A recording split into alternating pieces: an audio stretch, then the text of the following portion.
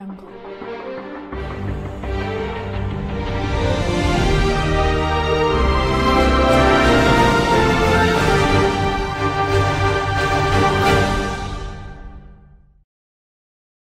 selamat sore para sahabat yang senang sekali hari ini berjumpa bersama saya Fitri Oliva dalam podcast Obrolan Harian Rakyat Maluku.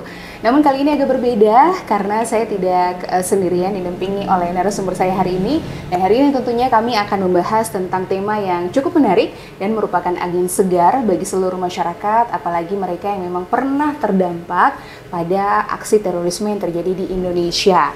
Dan tahukah Anda masyarakat di Maluku bahwa putusan Mahkamah Konstitusi pada tanggal 29 Agustus 2024 telah menyatakan bahwa batas waktu terkait dengan pengajuan permohonan bantuan medis, psikologis, dan psikososial serta kompensasi bagi korban tindak pidana terorisme masa lalu itu diperpanjang menjadi 10 tahun, yakni sampai dengan tanggal 22 Juni 2028. Dan tentu saja memang hal ini merupakan hal yang sangat menggembirakan di satu sisi, namun tentu saja kita sebagai masyarakat ingin mendapatkan penjelasan secara detail ya dari narasumber kita yang telah hadir hari ini di talk show ataupun podcast kita dengan tema Jalankan Putusan MK LPSK Jangkau Korban Terorisme Masa Lalu di Wilayah Maluku. Bersama dengan saya hari ini ada Ibu Susila Nintias SHMH dari Wakil Ketua Lembaga LPSK. Selamat sore Ibu. Selamat sore Mbak Fitri. Terima kasih sudah datang berkunjung ke Ambon dan juga ke studio kami di Harian Rakyat Maluku. Gimana kesan dan pesannya sampai di Ambon Ibu? Wah, saya udah lama sekali nggak ke Ambon dan ya ini mengobati rasa rindu saya ke Ambon. Mengobati rasa rindu juga. Ikan kuah kuning ya Mbak. Sedap. Jadi lapar nih saya. Oke.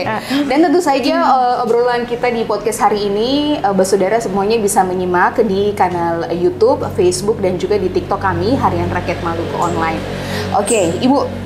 Saya ingin langsung ke pertanyaannya, yakni bisa dijelaskan Ibu terkait dengan siapa saja yang dimaksud dengan korban terorisme masa lalu. Iya, jadi korban tindak pidana terorisme masa lalu ini adalah semua korban yang mengalami peristiwa terorisme yang peristiwanya itu terjadi sebelum Undang-Undang Nomor 5 Tahun 2018 yang dimulai ya sejak ada peristiwa bom Bali 1. Jadi sejak peristiwa bom Bali 1 itu sampai sebelum diundang-undangkannya Undang-Undang Nomor 5 Tahun 2018, maka itulah yang disebut korban tindak pidana terorisme masa lalu yang berhak mendapatkan kompensasi dan bantuan gitu. Jadi sudah lebih spesifik gitu ya. Iya, betul. Walaupun juga memang kalau ngomongin soal terorisme itu secara psikologis mungkin membawa lagi gitu ya. Betul, flashback ya. ke trauma ataupun juga mungkin beban psikologis yang dibawa hingga saat ini. Dan kira-kira Ibu apa saja sih hak-hak yang bisa diakses kalau misalnya di Maluku nih ya ada korban terorisme? Ya, jadi korban ini kan namanya korban ini adalah orang yang mengalami penderitaan akibat suatu perkara atau suatu tindak pidana. Dalam hal ini konteks diskusi pagi ini adalah diskusi sore ini adalah tindak pidana terorisme. Yang itu adalah mereka mengalami luka, baik itu luka fisik, psikologis, dan juga ekonomi ya, biasanya terdampak juga ekonominya. Nah, apa sih hak-hak mereka gitu ya?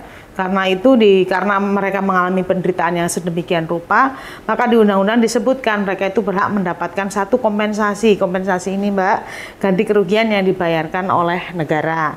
Terus yang kedua, ada juga mereka berhak mendapatkan bantuan medis ya, kalau mereka sakit bisa diobati dan dibiayai oleh negara ya pengobatannya. Demikian halnya dengan bantuan psikologis, mereka juga berhak mendapatkan itu kalau mereka masih mengalami trauma, karena ada beberapa kasus ya, beberapa korban yang bom Bali 1 misalnya masih ada yang masih melakukan pemulihan psikologis Mbak, jadi dampaknya panjang sekali. Dan yang berikutnya adalah bantuan psikososial. Bantuan psikososial ini adalah pemulihan kondisi korban yang ini mulai dari sandang, pangan, papan gitu ya, terus pendidikan sampai kepada pekerjaan. Jadi itu hak yang bisa didapat oleh korban tindak pidana terorisme berdasarkan Undang-Undang Nomor 5 Tahun 2018 dan Undang-Undang Perlindungan Saksi dan Korban. Oke, dan bagaimana mekanismenya kalau seandainya nih ada korban yang ingin reach out kepada pihak LPSK untuk mendapatkan hak mereka selaku korban terorisme nih, Bu? Ya, jadi mereka bisa, yang pertama mereka itu untuk mengajukan bantuan dan kompensasi ini mereka harus dibekali gitu ya, harus punya syarat bahwa mereka itu mendapatkan atau punya surat keterangan sebagai korban. Yang ini harus ditetapkan atau dikeluarkan oleh BNPT, Badan Nasional Penanggulangan Terorisme. Nah, ini setelah dapat surat keterangan korban ini, para korban bisa mengajukan kepada LPSK untuk mendapatkan hak-haknya tersebut, yaitu kompensasi dan atau bantuan-bantuan tersebut. Nah, bagaimana caranya? Di LPSK nanti bisa kontak di LPSK secara langsung, bisa ke kantor LPSK secara langsung, bisa mengirimkan surat ke LPSK. LPSK nanti kami sampaikan ya, alamat email, alamat surat gitu ya. Yang pasti LPSK, kantor LPSK ada di Jakarta, ada di Jalan Raya Bogor KM 24 nomor 47/49 Ciracas Jakarta Timur gitu. Jadi email pun bisa dikirimkan juga ke LPSK, nanti kami titipkan ke Mbak Fitri ya gitu. Jadi itulah fungsinya teman-teman nih, kami minta bantuan gitu. Baik, kami siap mengadvokasi dan juga akan menyalurkan hal seperti itu. Oke. Siap, Mbak. Jadi kalau dari tadi yang Ibu jelaskan kan pasti otomatis jalur utamanya tuh atau yang lebih awal dulu untuk first movement-nya kan ke BNPT. Kira-kira adakah bentuk-bentuk hal-hal administratif tertentu yang harus dipenuhi oleh para korban ini, Ibu? Ya, yang pasti tadi ya kalau mau mengajukan ke BNPT nanti bisa kontak BNPT juga ya. Yang pertama yang pasti mereka harus dilengkapi ini dengan rekam medis misalnya, karena kalau ada sakit gitu. Terus yang kedua juga identitas diri, kemudian ada kronologi ya, gitu ya. Terus kemudian ada surat permohonan ya kepada BNPT. Sepertinya BNPT sudah ada formnya, gitu ya. Jadi nanti bisa diunduh sepertinya di websitenya BNPT juga untuk mengisi form aja. Terus kemudian melampirkan bukti-bukti. Biasanya itu yang agak susah adalah rekam medis, Mbak. Rekam medis pada saat peristiwa ya, bukan sakit yang sekarang, tapi pada saat peristiwa. Terus ada kalau memungkinkan ada foto-foto masa kejadian dulu gitu, masa memang waktu itu terluka dan sebagainya, atau kalau ada juga pemberitaan di media gitu, itu sebagai penunjang dan memudahkan bagi BNPT untuk mengidentifikasi apakah seseorang ini atau yang meminta ini adalah memang korban tindak pidana terorisme. Dan kalau perlu juga di kronologi dijelaskan peristiwanya di mana, bagaimana, dan siapa pelakunya, atau kalau memang ada proses hukumnya juga disampaikan, karena ada beberapa kasus yang memang juga disidangkan ya kalau di Maluku itu dan sudah diputus oleh hakim pada saat itu. Oke. Jika merujuk pada akses hukum, apakah mereka juga diberikan bantuan dalam hal ini pendampingan dan lain-lain, Ibu? Iya, kalau seandainya memang ada proses hukum pasti akan diberikan bantuan oleh LPSK ya, pendampingan ketika bersaksi dan sebagainya. Tapi kalau konteks masa lalu ini sepertinya kasus semuanya sudah inkrah gitu ya, udah tidak ada lagi penuntutan gitu di masa saat ini gitu ya. Kalau dulu memang ada, mungkin sekarang sudah selesai gitu. Tapi kalau kemudian kita nggak tahu ya, ternyata ada kasus rentetannya yang lain terus dimintai keterangan sebagai saksi, ya LPSK pasti siap membantu. Atau mungkin yang tidak terblow up selama ini kan, ya, Ibu betul, ya. Oke, bisa. Itu justru lebih memudahkan. Jadi memang masyarakat jangan sampai lupa untuk menggunakan teknologi, mengakses informasi sebanyak-banyaknya dan bisa reach out ke pihak LPSK.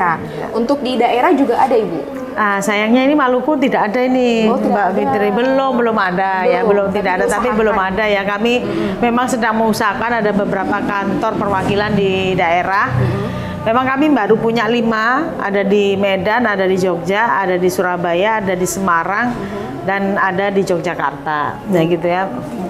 Nah, ini Medan, Sumatera, Medan, Yogyakarta, Surabaya, Kupang, dan kemudian Semarang ya itu. Jadi ada 5 daerah.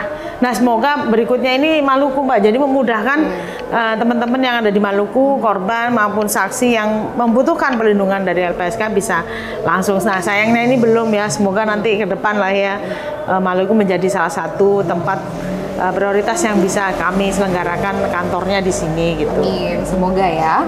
Nah Ibu, kemudian pertanyaan berikutnya adalah apa saja tahapan yang ditempuh oleh pihak Ibu yakni LPSK dalam penanganan korban terorisme masa lalu? Ya, yang pertama yang pasti kami melakukan rapat dulu ya, koordinasi dengan BNPT.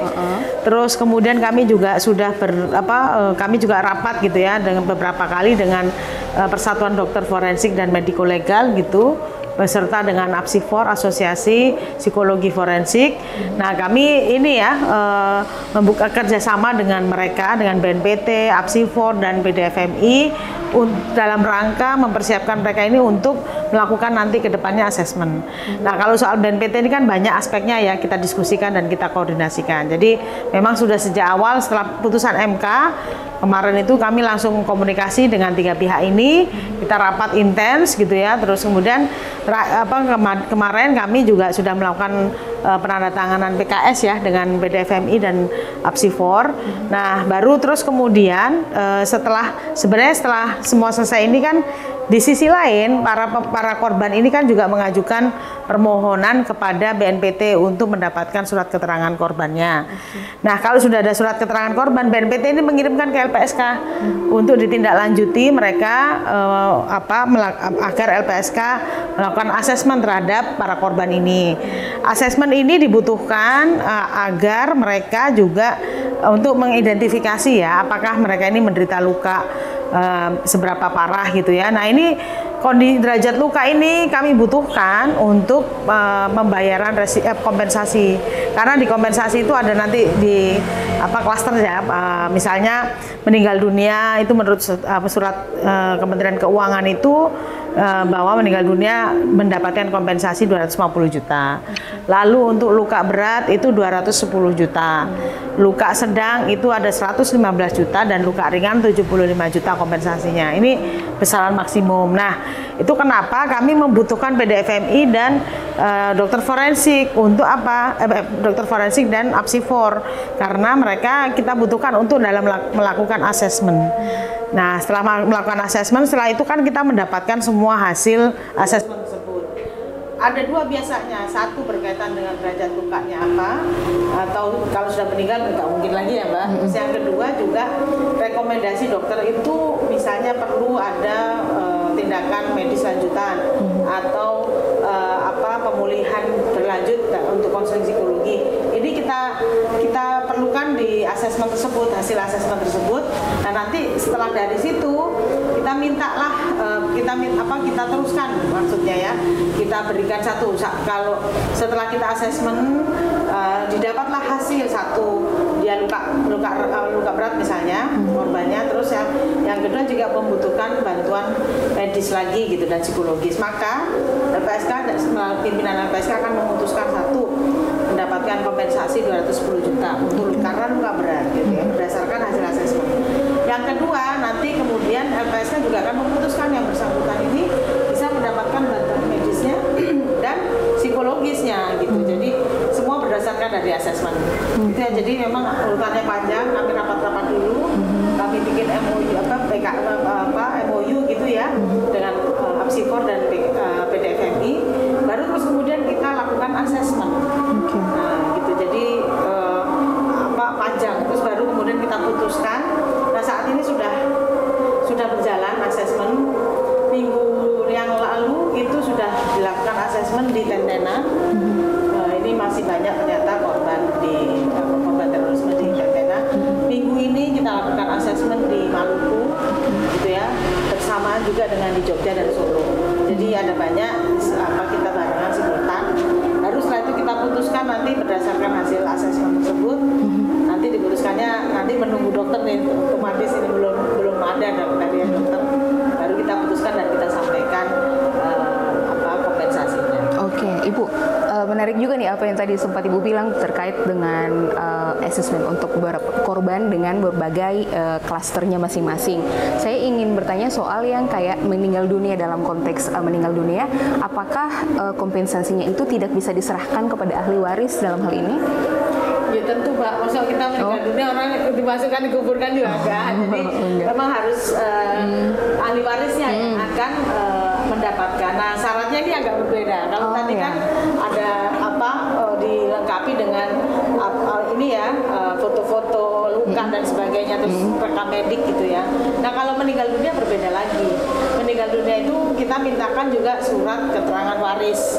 Nah, atau kalau memang banyak gitu ya, ada surat kuasa waris ada surat kuasa waris dan surat penetapan waris yang ditandatangani oleh pejabat setempat, biasanya lurah atau camat gitu ya gitu. Jadi itu yang mereka akan melampirkan itu, karena jangan sampai nanti kemudian yang mengajukan dari satu keluarga ini misalnya yang meninggal ibunya, yang mengajukan tuh ada suaminya, ada anaknya gitu. Nah ini yang kita hindari, maka kita perlukan ada kuasa waris, surat kuasa waris ya. Maksudnya itu semua ahli waris menguasakan kepada salah satu ahli waris untuk mendapatkan kompensasi tersebut. Oke, supaya lebih jelas dan juga clear ya Ibu ya. Oke, kalau tadi memang Ibu juga sudah jelaskan soal beberapa tindakan asesmen yang sedang diproses sama ini oleh pihak LPSK ya, tadi di Tentena, kemudian di Maluku nih yang kedua. Sejauh ini sudah berapa banyak nih Bu data yang dikumpulkan? Kalau sejauh ini sih 48 totalnya ya. 48 total. 48 orang untuk tahun ini. Kalau sebelumnya sih banyak ya. Boleh. 597 orang yang sudah kita berikan kompensasinya. Oke, boleh tahu itu tersebar di daerah mana saja Ibu? Di seluruh Indonesia. Untuk di Maluku maksudnya? Oh, kalau di Maluku saya lupa, hanya 6 orang kalau yang dulu ya. Kalau yang sekarang ini juga sama, ada dari Pulau Buru, ada beberapa di daerah saya, harus lihat contekan dulu ya. Boleh Ibu, ya. silakan. Karena ini penting. Ini ada di Bom Desa Halong Baru. Oh, Halong Baru. Ya, Oke. Terus kemudian Desa Wamkana Pulau Buru. Pasar Mardika Ambon, ini peristiwanya ya, lokasi peristiwanya. Bom pangkalan ojek Lateri Ambon dan penyerangan villa karaoke Desa Hative. Ini yang sudah ya kemarin pelaksanaan asesmennya. Oke, sudah, jadi semua sudah terdata 6 korban ya. Tapi enggak, itu 6 korban yang dulu. Yang dulu. Kalau sekarang sudah pernah kita sampaikan kompensasinya. Kalau ini yang sedang baru, diproses. Itu sedang proses, ada 10 di daerah tersebut. Oh, 10. Oke, baik. Jadi angkanya terus diupdate ya oleh pihak LPSK. Kemungkinan bisa lebih dari 30 orang ya gitu ya. Betul. Tahu, semoga harapannya nanti dengan ada sosialisasi ini teman-teman korban atau keluarganya atau temannya gitu ya bisa mendengar ini dan bisa menyampaikan kepada LPSK atau menghubungi Mbak Fitri gitu ya. Boleh, di media kami juga boleh ya untuk bersaudara semuanya, jangan sampai lupa. Nah, kemudian pertanyaan terkait dengan putusan Mahkamah Konstitusi nih Ibu. Kira-kira apa yang melatar belakangi sehingga putusan MK tentang perpanjangan masa waktu untuk permohonan? Iya. Jadi pada saat itu sih sebenarnya gini ya.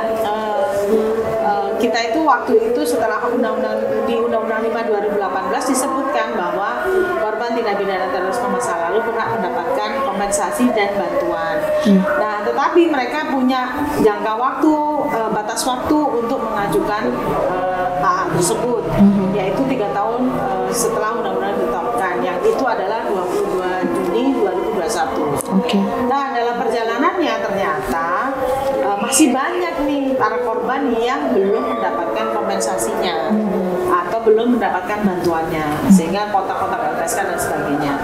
Nah, pada saat itu kemudian kami juga ditanya oleh ini ya DPR RI ya gitu ya. Mereka juga menanyakan karena mungkin konstituennya juga ada yang korban terorisme dan menyampaikan ini bagaimana langkah LPSK. Nah, kami kemudian memang berdiskusi lah dengan teman-teman Bilnet pada saat itu ya. Bilnet ini teman-teman advokat gitu, advokat pro bono yang ini ya, yang mau membantu gitu. Pada saat itu kita komunikasi, diskusi, dan namanya Bilnet ini Public Interest Lawyer Network. Nah, kemudian mereka akhirnya ini ya, setelah mendengar cerita dari LPSK dan bagaimana, dan tersentuhlah mereka, akhirnya kemudian mereka menyampaikan, waduh kayaknya ini harus judicial review gitu ya. Nah judicial review itu kemudian kalau LPSK kan nggak bisa, saya sampaikan bahwa ini nggak mungkin. Akhirnya mereka kontaklah para korban yang belum pernah mendapatkan kompensasi maupun bantuan. Kebetulan ada korban-korban yang ada di Depok, kan nggak jauh ya.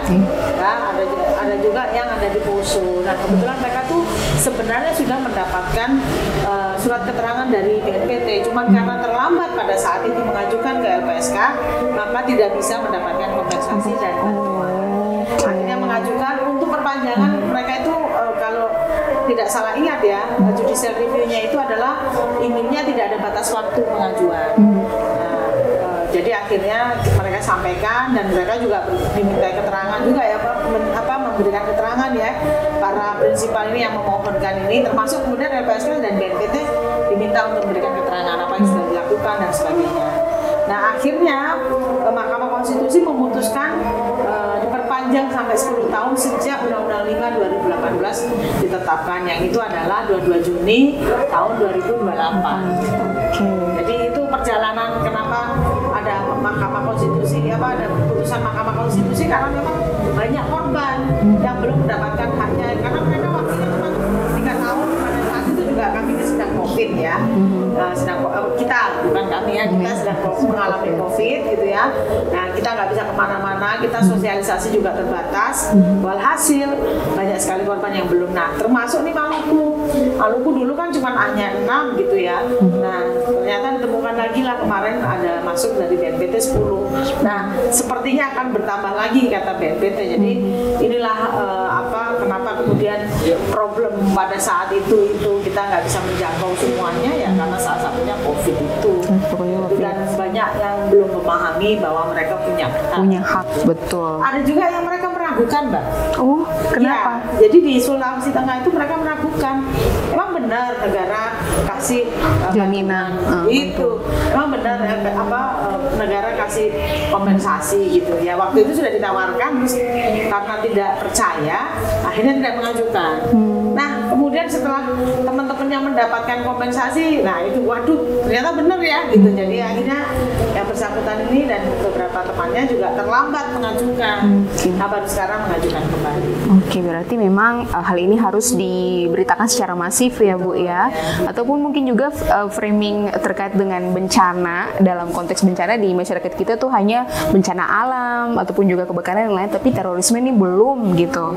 Oke, jadi nggak paham Mbak, kalau mereka punya hak gitu. Apalagi udah kejadian kan puluhan tahun yang lalu, belasan tahun yang lalu gitu. Oke.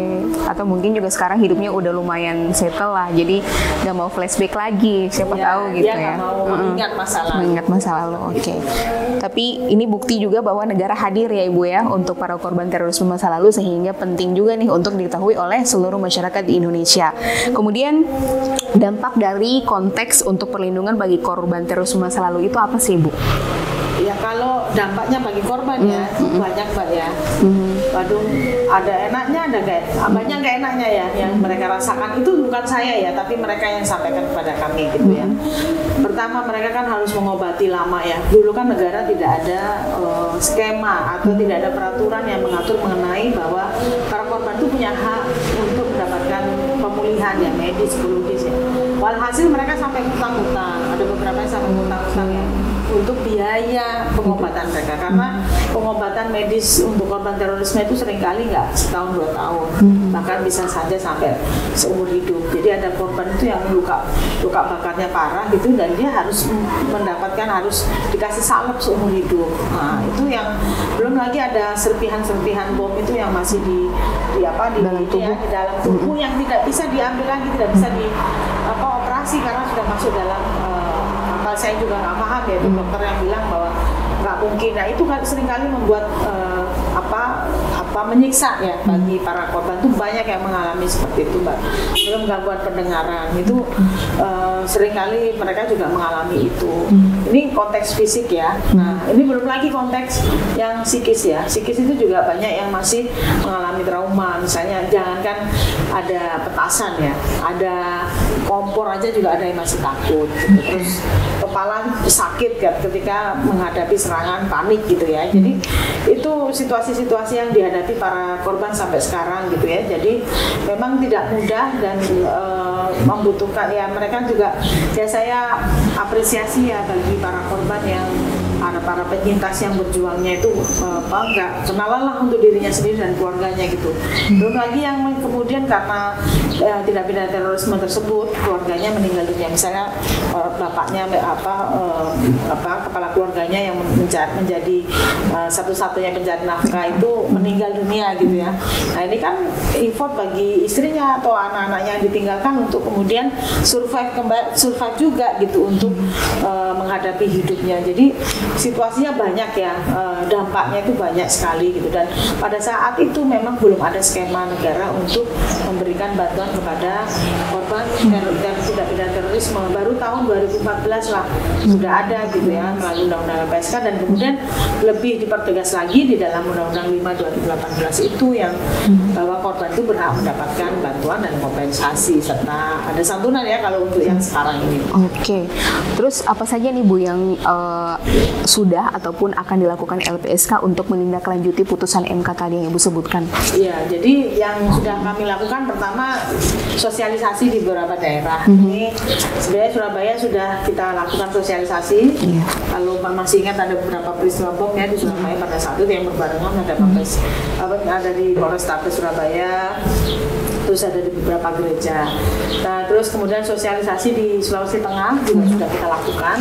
Nah, terakhir ini di Maluku, nanti ke depan juga masih ada lagi Jakarta ya. Kami juga akan melakukan sosialisasi di Jakarta. Yang kedua, yang pasti kita sudah melakukan asesmen terhadap beberapa orang korban, yaitu ada di Sulawesi Tengah, itu ada 28 orang, sudah kita lakukan asesmen. Terus kemudian di Maluku ada 10 orang, kemudian di Jogja dan di Solo ada 9 orang. Jadi sudah simultan sudah kita lakukan asesmennya gitu. Asesmen medis dan psikologis bagi para korbannya. Terus kalau untuk 10 korban tadi yang di Maluku yang tadi sempat Ibu mention, mereka sudah mendapatkan kompensasi atau prosesnya masih berjalan di pendataan dan lain-lain, Bu? Iya, ini belum, Mbak. Jadi masih proses asesmen medis dan psikologisnya. Nanti setelah dapat hasil dari telaahan dari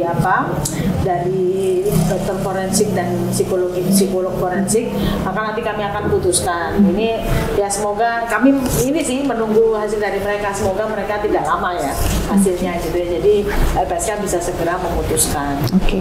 Lantas kalau misalnya sudah dilakukan tahapan asesmen, apakah selama ini juga Ibu mendengar langsung pengakuan dari mereka para korban terorisme masa lalu khususnya yang ada di Maluku, Ibu? Boleh di-share siapa tahu? Ya, kalau secara langsung saya belum pernah ya. Jadi karena memang tim yang melakukan gitu. Tapi kalau jadi asesmen ini, Mbak, tidak hanya melakukan medis dan psikologis saja yang kita lakukan, sekaligus adalah melakukan wawancara kepada para korbannya. Nah, ini wawancara ini biasanya berkaitan dengan peristiwa masa lalu ya. Ya, kami sedapat mungkin itu dilakukan bersamaan dengan psikolognya gitu ya. Jadi itu supaya tidak menimbulkan trauma sekunder gitu.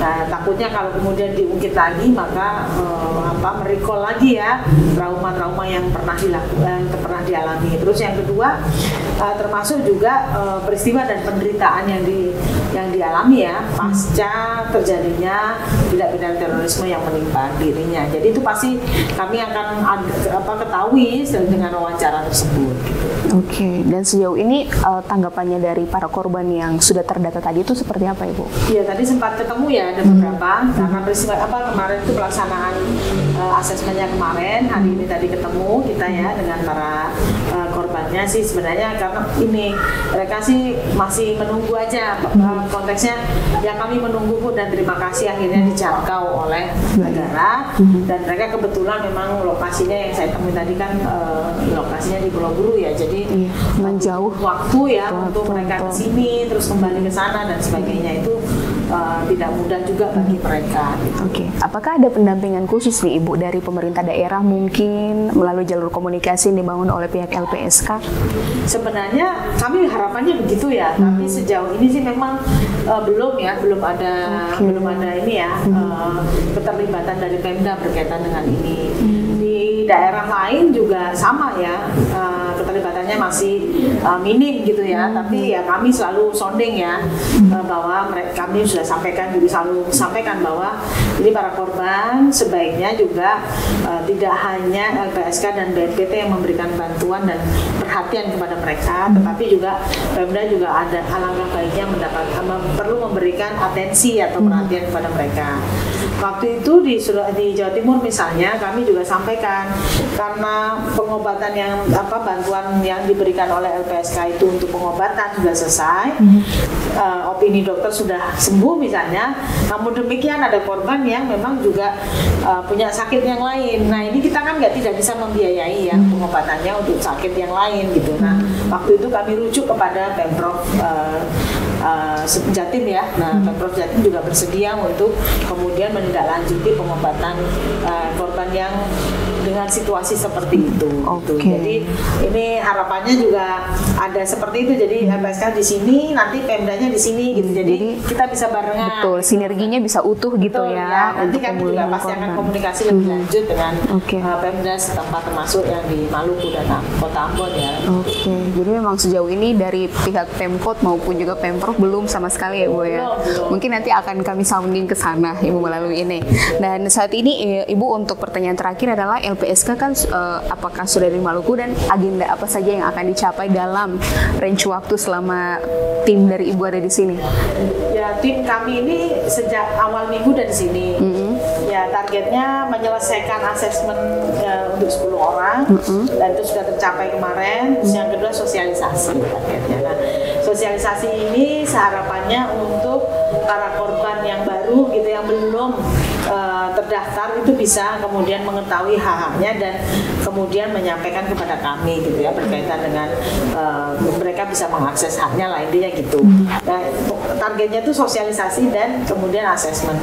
Nah, target lebihnya adalah ada keterlibatan Pemda sebenarnya Mbak. Cuma tadi Pemda tidak ada yang hadir ya, perwakilannya ya di sosialisasi tadi pagi. Jadi ya nanti kami akan lain waktu, karena ini sudah hari Jumat ya, lain waktu kami akan sounding atau bertemu dengan Pemda berkaitan dengan pelaksanaan pemberian bantuan dan kompensasi bagi korban tindak pidana terorisme itu, sehingga berkesinambungan dan memang korbannya ada perhatian dari Pemda setempat gitu. Jadi ada 3 ini ya PR yang kita lakukan dalam waktu yang singkat ini. Nah ini harapannya sih dengan bertemu dengan Mbak Fitri dan teman-teman itu bisa menjadi penyambung lidah LPSK juga, atau menjadi kontak person di sini gitu ya. Kalau seandainya para korban atau keluarganya atau temannya yang mengetahui ini, terus kemudian kontak Mbak Fitri gitu ya, kontak teman-teman di sini untuk bisa dihubungkan dengan LPSK atau BNPT. Baik, itu akan menjadi bold line ya yang akan kami sampaikan juga kepada masyarakat khususnya. Dan kira-kira kalau misalnya Ibu mau ditanya soal bentuk kompensasi yang diterima oleh 10 korban tadi yang Ibu sebut, itu kira-kira dalam bentuk apa saja untuk para korbannya? Yang pasti dalam bentuk uang ya, karena bentuk kompensasi bentuknya ganti kerugian dibayarkan negara, itu bentuknya uang. Nah, jumlahnya itu berdasarkan dari hasil asesmen. Nah, kami mohon maaf tidak bisa memberikan informasi lebih jauh karena itu kan rahasia privasi korban ya. Betul. Juga hasil asesmennya belum selesai. Tapi untuk pendampingan psikologis juga tentu ada ya Bu ya. Kalau memang ada salah satu kalau mereka memang membutuhkan psikologi, maka pasti akan kita berikan pendampingan psikologi, termasuk medis ya Mbak ya. Kalau mereka memang butuh medis, kita berikan. Termasuk juga psikososial kalau mereka memang membutuhkan. Biasanya begini Mbak, waktu yang periode yang lalu ya, maksudnya itu yang waktu setelah Undang-Undang 5 2018 ditetapkan, kami itu memberikan pelatihan bagi para korban untuk supaya mereka punya usaha mandiri. Waktu itu kita berikan pelatihan membuat frozen food, terus kemudian membuat jadi barista kopi, terus kuliner gitu ya, beberapa pelatihan kita kerjasama dengan UNODC dan lembaga di Jakarta gitu untuk membuat pelatihan. Nah itu kemudian mereka karena ada uang kompensasi tersebut, itu mereka manfaatkan sebagai untuk modal usaha mereka. Oh, jadi bisa lebih berdaya ya setelah itu. Kami mempersiapkan supaya uang kompensasi tersebut tidak habis untuk konsumtif gitu ya, untuk bayar ini untuk beli ini beli itu, kita menghindari itu semua. Makanya kita persiapkan mereka bikin pelatihan khusus berkaitan dengan mereka supaya berdaya ya secara ekonomi. Betul. Oke. Ini waktu diapresiasi ya Ibu ya. Semoga juga untuk di Maluku, kita ambil konteks di Maluku dulu, dari 10 korban tadi yang tersebar, yang paling jauh memang mungkin saya catat di sini sih di Pulau Buru ya Ibu ya. Memang karena ya daerah kita banyak pulau-pulau. Jadi semoga perjalanan ke sana juga lancar, prosesnya juga berjalan dengan baik-baik saja, dan yang penting adalah mereka speak up gitu ya. Iya. Dan semoga kami di Rakyat Maluku juga tetap bisa menjadi penyalur informasi tercepat dan juga terdepan untuk konteks korban terorisme masa lalu ini. Terima kasih banyak Ibu untuk penjelasannya, detail sekali. Mungkin nanti next kalau ada waktu kita bakal diskusi lagi ya. Dan mungkin Ibu boleh share untuk akun Instagramnya ataupun juga mungkin alamat email atau hotline yang bisa dihubungi jika ada para korban yang notice di podcast kita ini. Boleh di-share Ibu? Oke, ini saya nanti aja kami sampaikan ya. Oke, boleh. Ada beberapa, kalau IG LPSK, info LPSK, @info LPSK. @info-lpsk, oke. Terus kalau kemudian email lpsk_ri@lpsk.go.id gitu ya. Dan kalau surat tadi sudah disampaikan, kami juga ada WhatsApp. Nanti saya sampaikan ya WhatsAppnya, soalnya saya tidak hafal gitu ya. Agak panjang WhatsApp LPSK. Oke, itu. Terima kasih banyak Ibu untuk waktunya. Nanti akan kami infokan ya untuk akun sosial media serta email yang tadi sudah Ibu sebutkan. Siapa tahu mungkin ada yang nggak notice. Nanti kami akan infokan kepada Anda tentunya ketika berita ini rilis di Harian Rakyat Maluku untuk edisi besok hari. Terima kasih banyak Ibu untuk waktunya. Terima kasih banyak juga untuk Anda semuanya yang sudah menyaksikan podcast obrolan Harian Rakyat Maluku hari ini dengan tema Jalankan Putusan MK LPSK Jangkau Korban Terorisme Masa Lalu di Maluku. Kita akan jumpa lagi di podcast-podcast lain menarik lainnya, tentu saja di Harian Rakyat Maluku.